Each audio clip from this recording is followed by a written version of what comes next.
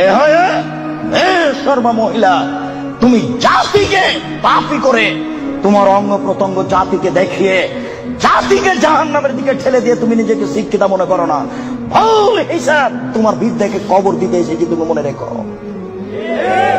তোমার মুখ দেখলে পাপ হয়, তোমার হাত দেখলে পাপ হয়, তোমার পা দেখলে পাপ হয়, তোমার শরীর দেখলে পাপ হয়, তোমার চুল দেখলে পাপ হয়, তোমার গোটা দেহটাই হচ্ছে অন্যের জন্য পাপের বস্তু।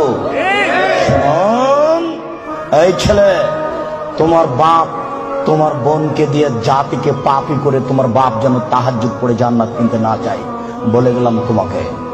আর তোমার বোনকে বলে গেলাম, তোমার বোনের সাথে আমার অনেক কথা আছে, তোমার সাথে কথা আছে।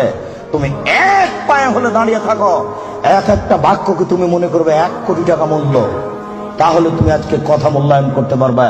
আবারও বলে যাচ্ছি, তোমার বোন জাতিকে পাপী করে নিজেকে যেন শিক্ষিতা মনে না করে। এই ছেলে, তোমার বোন জাতিকে পাপী করে যেন নিজেকে শিক্ষিতা মনে না করে। ও শিক্ষিতা নয়, ও বন্য, ও বর্বর, ও অসভ্য, ও অশিক্ষিতা। তোমার বোনকে যদি আমি বন্য অশিক্ষিতা প্রমাণ করতে না পারি, আমি জাতির সামনে বক্তব্য দেব না। তোমাকে বক্তব্যের সূচনাতে আর একটা কথা বলে যাচ্ছি, শোনো। আবু হুরায়রা রাদিয়াল্লাহু তাআলা আনহু বলেন, সিনফানে মিন উম্মতি ফিন্নার, আমার উম্মতের 2 শ্রেণীর মানুষ জাহান্নামে যাবে, লাম আরাহুমা, আমি তাদের দেখিনি।